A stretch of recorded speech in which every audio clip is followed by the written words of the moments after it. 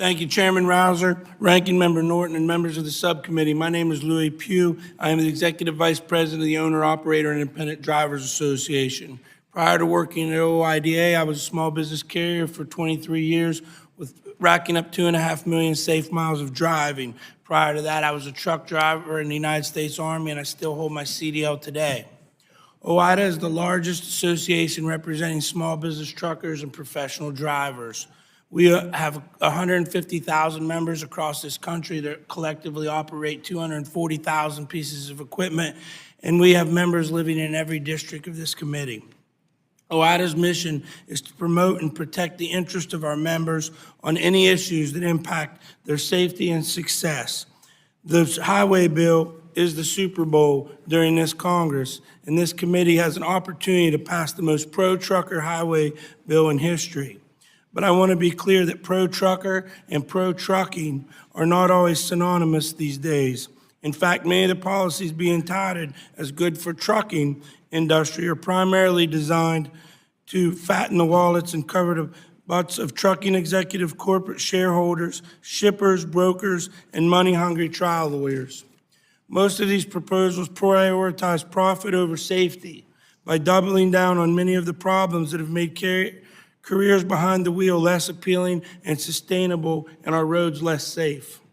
Continued acceptance of the widely debunked driver shortage myth has unfortunately convinced many of you that diluting credential standards, resisting enhanced driver training, lowering ages of CDL requirements, and bringing in more cheap foreign drivers is somehow good for trucking.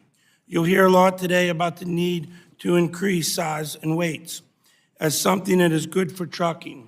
Make no mistake, these proposals are losers for truckers and highway safety. I want to especially caution new members of the committee about supporting these controversial increases. One vote to increase today's limits will have every group that wants a special treatment expecting you to support their specific carve-out for the rest of your tenure. Our conversations about what to include in the next highway bill continue after this hearing.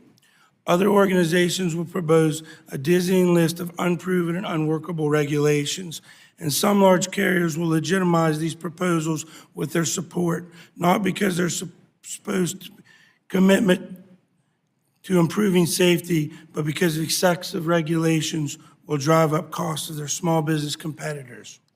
Trial lawyers will even tell you today's minimum insurance levels requirements for motor carriers are insufficient, despite federal research indicating that the levels covers damages of 99% of crashes involving trucks. In contrast, OOIDA is sharing our vision for highway safety that supports American workers, enhances the supply chain efficiency, and improves highway safety from the ground up by focusing on the most important element of trucking, the millions of hardworking men and women across this country who make their living on the road.